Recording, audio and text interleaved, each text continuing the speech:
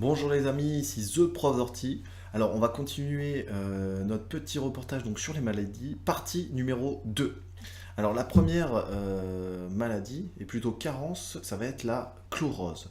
Alors chlorose féérique qui est caractéristique, hein, sur les feuilles on va retrouver donc des nervures vertes qui vont ressortir avec le feuillage qui lui va être plutôt vert clair. Alors c'est significatif, hein, généralement quand on a ça, c'est un manque de fer, généralement un manque de magnésium pour certains cas et un manque d'azote pour d'autres. Alors donc c'est une décoloration du feuillage et il va falloir pallier justement à ça. Comment on pallie à ça? Eh ben on va apporter tout simplement un peu de fer si besoin est. On va faire un complément en minéraux, d'accord, pour justement éviter cette chlorose. Alors, ça va avoir un impact donc, sur le développement du végétal, d'accord, et qui aura un impact par la suite sur la floraison et par la suite sur la fructification. Donc la chlorose que je vous ai présentée ici, c'est la féérique. Voilà, alors ici sur feuille de rhododendron, qui est assez typique, hein. Ici sur un hortensia, voilà, la chlorose, généralement c'est les premiers symptômes, hein, que l'on peut observer chez un végétaux qui est pas trop en bon développement. La seconde maladie, c'est la cloque. Alors pareil, la cloque, on va la repérer chez certains sujets, essentiellement donc sur le chêne, le pêcher, hein, si vous avez des fruitiers. Voilà, je l'ai mis ici, celle du chêne donc, qui est due à un parasite. Alors c'est une maladie cryptogamique dans la plupart des cas qui se traduit par une déformation de la feuille. Alors soit elle va se recroqueviller sur elle-même, ou soit elle va se cloquer, hein, elle-même sur la feuille, comme ici sur la feuille de chêne. Voilà, à droite à gauche, vous allez avoir des petites cloques, hein, qui vont apparaître. Et si vous ne faites rien, alors en fonction forcément de la cloque, hein, du parasite qui cloque ce végétal, ou de la maladie cryptogamique, excusez-moi, il va falloir traiter, d'accord. Alors on a des bons moyens, la bouillie bordelaise agit bien sur le pêcher, d'accord. On peut aussi mettre de l'argile, hein, qui fait office. J'ai entendu dire aussi que planter de l'ail au pied limitait donc les effets de la cloque sur le pêcher. Voilà, donc si vous avez de la cloque sur pêcher, par exemple ici, vous mettez un petit peu de bouillie en préventif et pendant la floraison, d'accord, et un dernier traitement maximum, hein, à l'état foliaire, normalement vous serez débarrassé de cette cloque. Alors, je vous ai mis différents exemples ici, hein, voilà, donc on retrouve le pêcher, ici le chêne, hein, et puis sur le charme, voilà, des belles cloques sur charme. Alors, on retrouve la cloque aussi du chêne, et si vous cassez cette cloque, vous allez retrouver un petit ver qui se niche dedans. Ça, c'est intéressant à voir. La troisième maladie, c'est l'anthracnose. Alors, l'anthracnose, ça se présente par des taches brunissantes ou des taches noirâtres. Voilà, ici une feuille de rosier. Donc cette anthracnose, c'est une maladie cryptogamique, encore une fois due à des champignons. Pour s'en débarrasser, eh ben, y a des petites méthodes, hein, des petites astuces. Alors là ici, bon, sur feuille de platane, hein, qui est un peu plus méchante, hein, sur ce sujet-là. Alors en traitement, on a toujours cette bouillie, hein, qui va agir. Sinon, on a des antifongiques, hein, qui peuvent aller.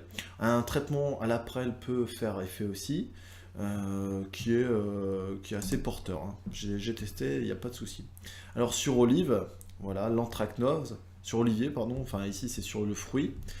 Ensuite sur un cornouiller, ici, Cornus cousa, on voit les petites taches, hein, bon, voilà, au niveau du rendu de la fleur, c'est plus le même aspect, hein, donc il est important de faire quelque chose. Et là ici sur un sol, on voit les jeunes rameaux ici qui sont attaqués par cette anthracnose.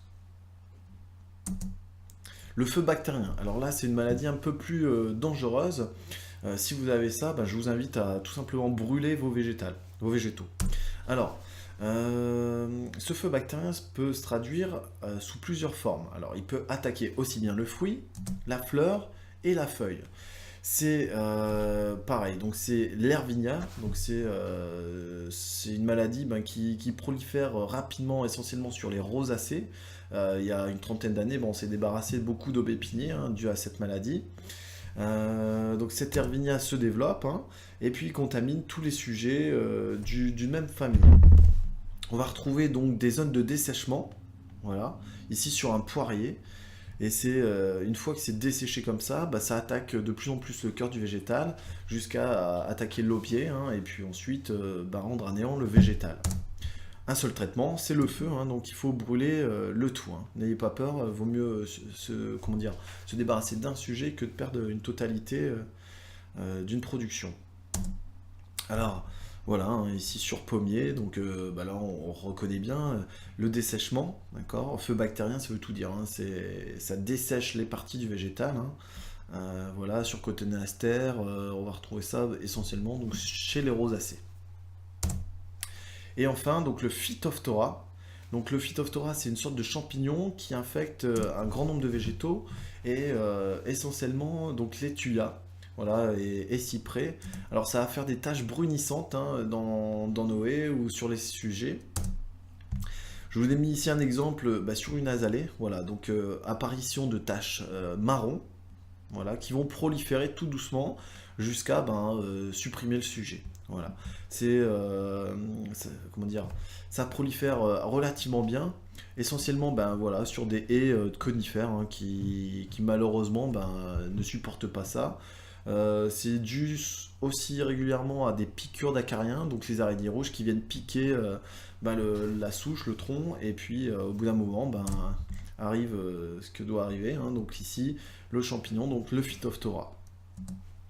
Donc si vous avez ça, bon, on peut mettre de l'aliette, hein, mais sincèrement, autant se débarrasser des sujets parce qu'il n'y a pas trop si solution. Hein. Surtout pour récupérer voilà, une petite haie comme ça, il va falloir replanter, hein, on récupérera, on va jamais régénérer des sujets pour finir compléter cette haie. Là ici, du Phytophthora sur Taxus, hein, sur de l'if.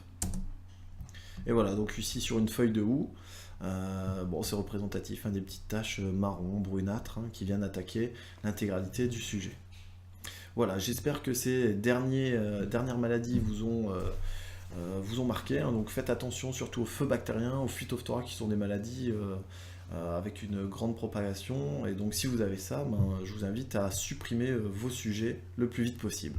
Voilà, c'était The Prof d'Ortie sur les maladies, partie numéro 2.